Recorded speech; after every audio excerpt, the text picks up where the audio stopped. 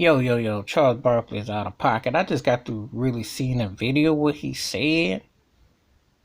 He missing the boat. He went after Ice Cube, Deshaun Jackson, Steven Jackson. I'm gonna do a video on Steven Jackson probably tomorrow. And he went after Nick Cannon. Now I'm gonna say something to Charles Barkley.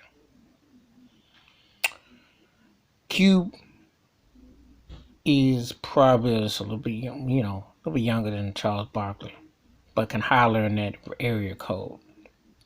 Steven Jackson, by near Cube's age, in that range. Okay. Deshaun Jackson is younger than Nick Cannon. But the interesting thing is this: you talking about brothers that are between mid 30s to 50, to early 50, right? From Deshaun Jackson to Ice Cube. Well, that's two or three different generations. But one thing that's all in common is all the cats are younger than Charles Barkley. But they've all had success. They all been in that industry in some form of capacity. Jim Jackson won a ring with the San Antonio Spurs, played in the NBA. So he's seen some things, okay? Deshaun Jackson been in the NFL for 11 plus years. He done seen some things. Okay? Nick Cannon been in entertainment since he was a kid. He done seen some things, okay? When you and obviously with Ice Cube, when you talked about, you remember No Vaseline, okay, which is a classic, an ultimate diss track. And I quote that, and you can quote me on it.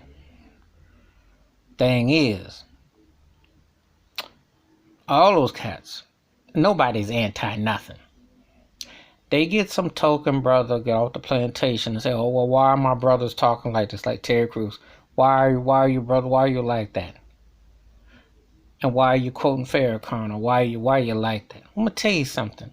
Been on this plantation for 500 years, 500 years in America, has given us one black president, still no vice president, still no green lights in different areas, still got racist Confederate statues all over, still lying about the founding forefathers who were slave owners, still lying about them being honored on these bills and all these marks, still acknowledging a played out constitution which wasn't rightfully about us. And you wonder, brothers is talking about changing and speaking about who's running things. And that's not at all. However, when you look at the NBA, ask yourself, how come there isn't a black commissioner? Where's the black ownership? And only one is Michael Jordan. When you look at ownership, equity, equality, what do you see? Who runs this country? Black folks make the coin, and they get thrown out there just like a plantation. You sit there and you step and you fetch. Charles Barkley gonna find out, turn all of them. The plantations is all the same. They use you because you good boy. And they get to pat you on your head and give you a little cup of crumbs and give you a couple cookies and some milk. They done with you. That's how it works in the game.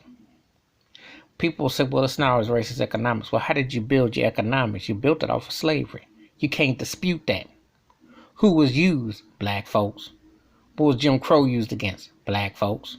Who had colored water fountains? Black folks. So how does Charles Barkley sit there and part his lips to act like that? He from Alabama. Come on, man.